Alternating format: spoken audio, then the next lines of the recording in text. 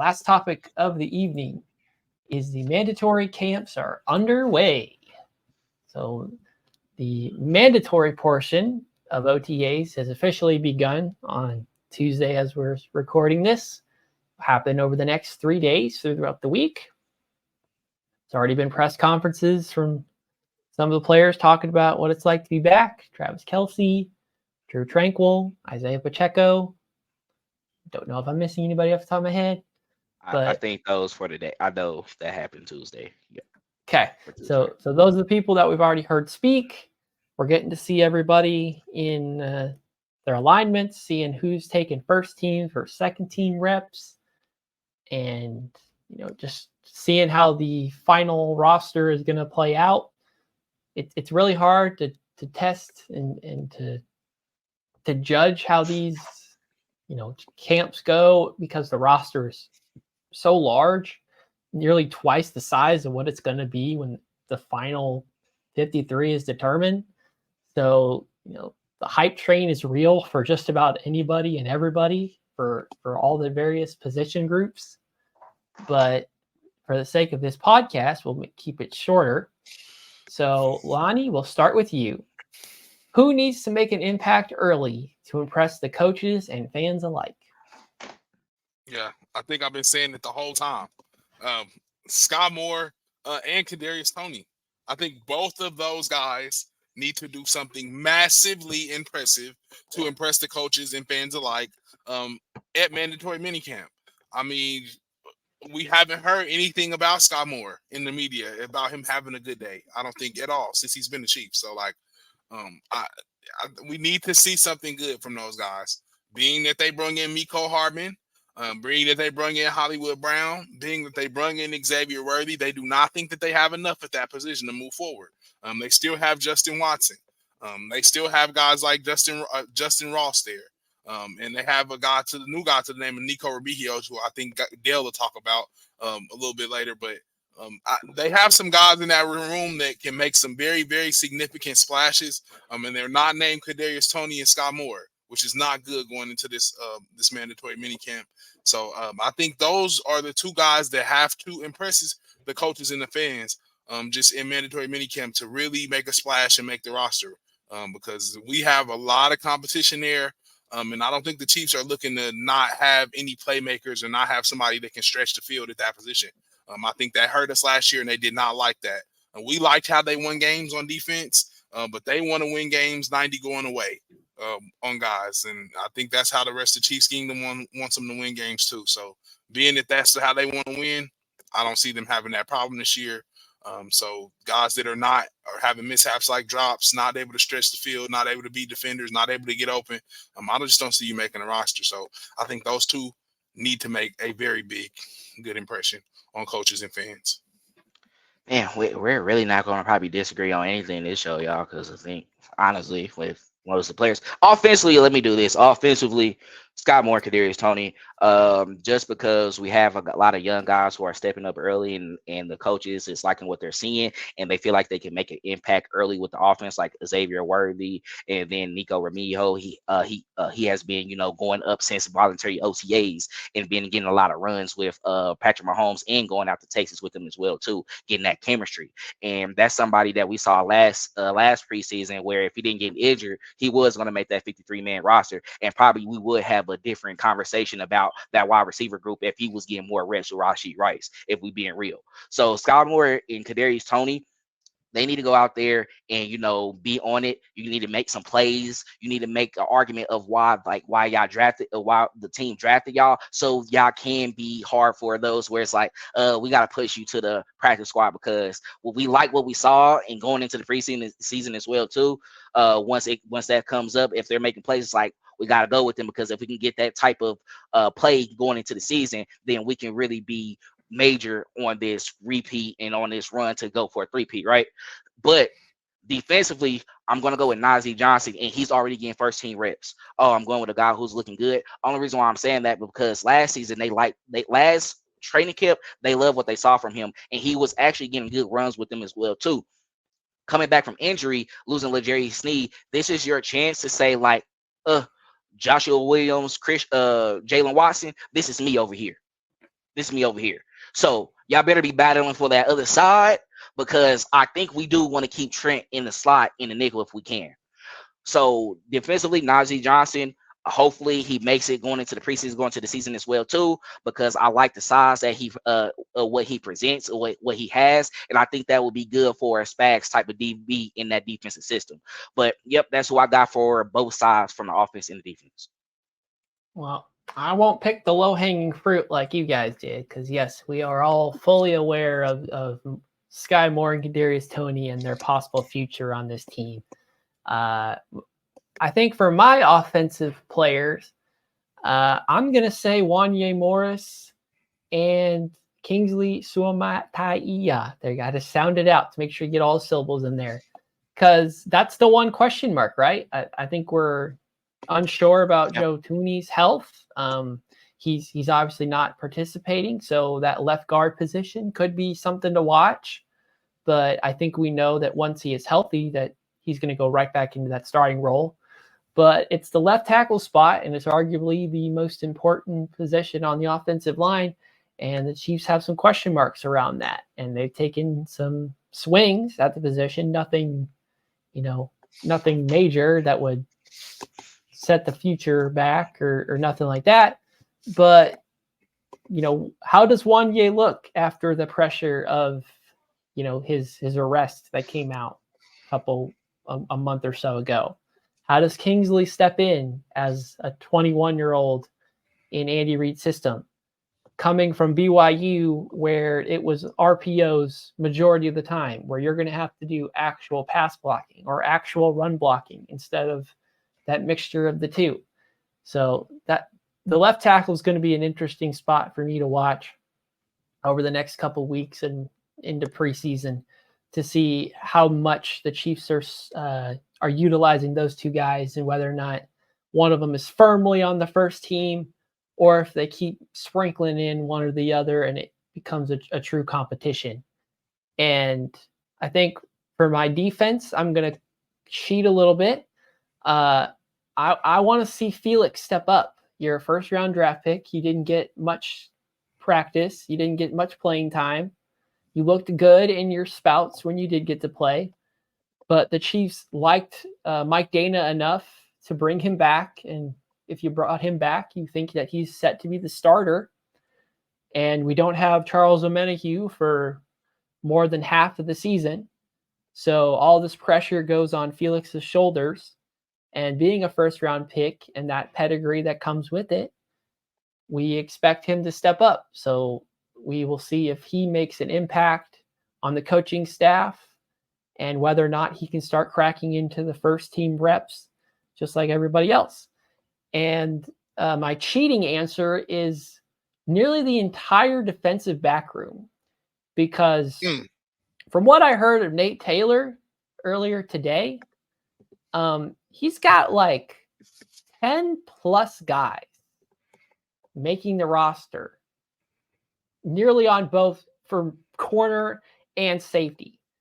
So we know that Spags and Dave Merritt love their defensive backs, but I don't know if they love them enough that they can carry almost 20 defensive players and they're all in the secondary. So if I'm going to pick some certain players out of that group, I'm going to say the rookie draft choices, Kamal Hayden, Jaden Hicks. Let's see if they can make an impact and solidify themselves into a role of some kind. Because as much as we harp on the wide receivers coming in and making an impact, it seems like the defensive back is either one of two ways. Either they come in and make an immediate impact that you didn't see coming, or he sets them in a pot and lets them simmer for a year or two, and then lets them unleash in the NFL when they think that they're ready. I think with L'Jarius Sneed and his departure earlier this offseason, the Chiefs are back in that scary zone of what does our cornerbacks looks like? What does the defensive back room as a whole look like? So I think the entire defensive back room has something to prove this season. Trent McDuffie is not included in that because he's already gotten the personal accolades and the praise that comes with that. But everybody else in the defensive back room has to step up in some way because they've got to feel the pressure that they are not as strong as they were last season, but the desire to win the whole thing this season is just as strong as it was last year, and they're going to have to will their way to win it, regardless of who takes those starting roles. Yeah, and I was going to just say I didn't give a defensive one, but I'm going to say the same thing. I'm not going to say the defensive back room, but I'm going to put it on Joshua Williams and Justin Watson. I mean, Jalen Watson, right? Jalen Watson, Jalen Watson. Jalen Watson. Joshua Williams and Jalen Watson. They are the two guys that they are next heir apparent. We know we don't have to talk about it with our defensive back room. We know how things work. Once someone is gone, somebody else steps up. So they are the guys that have been chosen. And like I said, I hope we're not in a Rashard Fitton situation coming into the middle of the season where it's like, oh, this is just totally not working. But I don't think we have that type of situation here. Remember, these are the guys that were drafted to be the Fab Five. So these were the guys that the shoulders that it was supposed to be put on. Dave Merritt's handpicked guys. So when Brett Veach decided to go for 5 DB, so I think the onus is on that defensive back room. It is absolutely because they went DB again this year. So a lot of competition.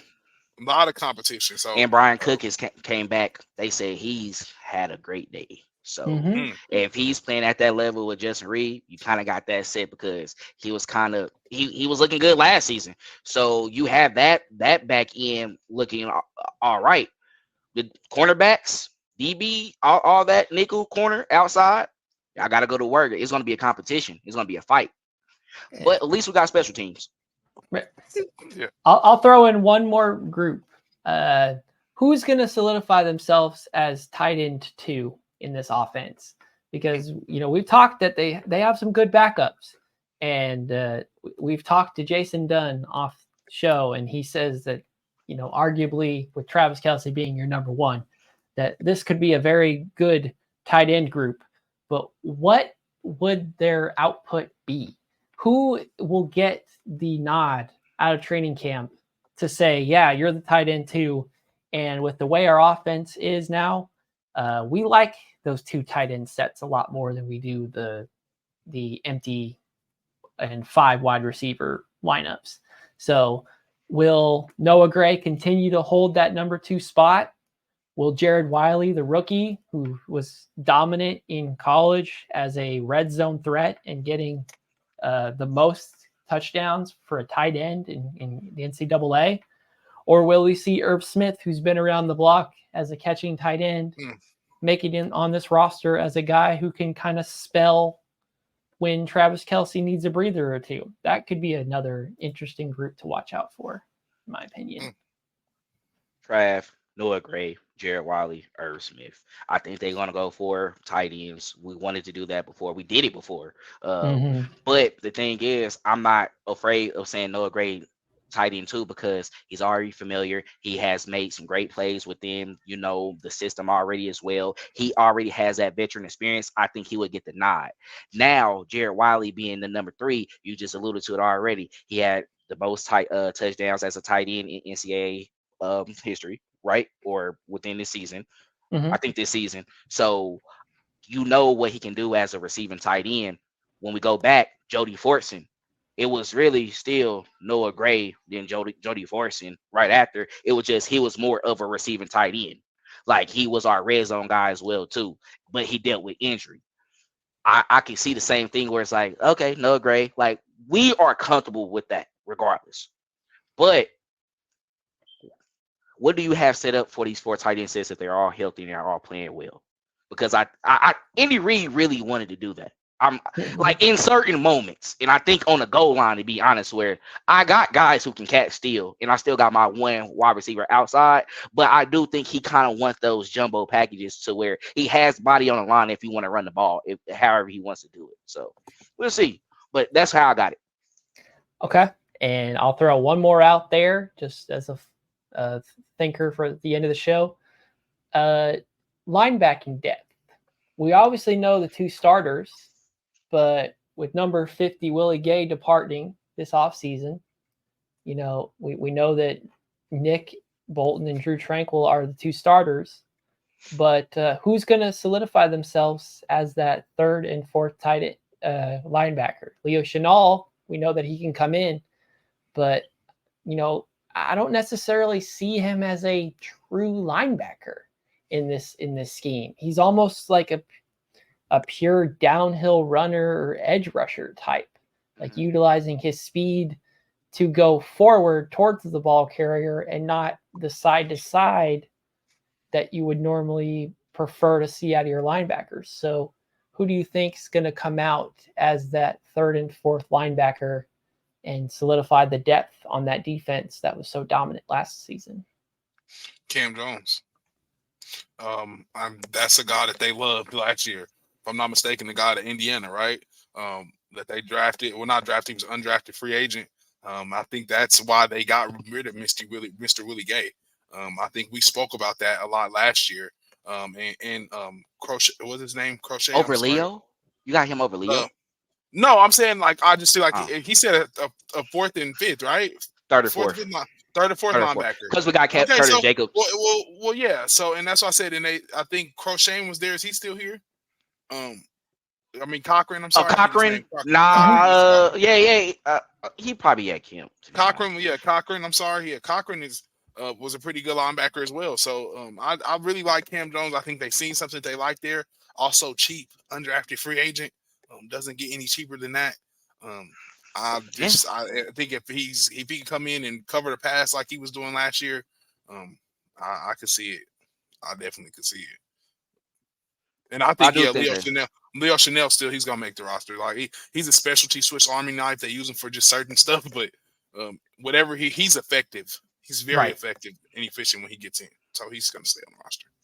Right. I heard they like Curtis Jacobs as well too. Like if I'm not mistaken, Rodney had him like even probably going in the later round. So it's to the point where he could compete. We're gonna have some good depth there though. I think we're gonna be fine. However they want to do it, but I do think Leo gets the nod at number 3. You've been doing it for the last 2 years. We're not gonna go away from you.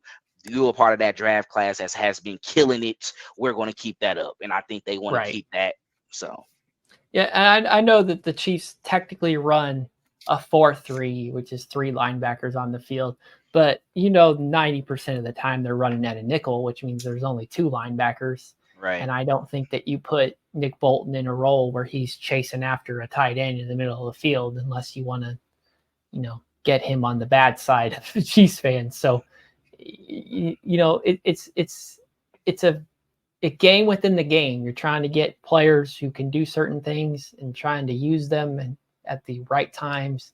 And sometimes you're a starter and you play nearly 100% of the snaps and you're vital to the team. And sometimes you're a situational guy and you have to come in at the right time, the right moment. And when you are called to make a play and you're given that trust from the coaching staff and the players alike, and you come in and make the play when you're accounted for. And all of those are equally valuable. To tie it back to the beginning of the show, even though Carson Wentz won't play much and, hoping he doesn't need to play much, he can make an impact on this team if his number's called at a certain time and he executes, or whatever he's asked to do, behind the scenes in the instructional room or the film room or whatever, that he can show his value there. It doesn't have to just be, are you the best athlete? Do you make all the plays on every given snap? And I think the team knows that and appreciates that each and every player has their strengths and weaknesses and tries to maximize their strengths and put them in those opportune places. Be sure to like and subscribe and follow us on all our social media platforms at Red Kingdom Media. If you enjoyed that, make sure to check out the full-length episode below.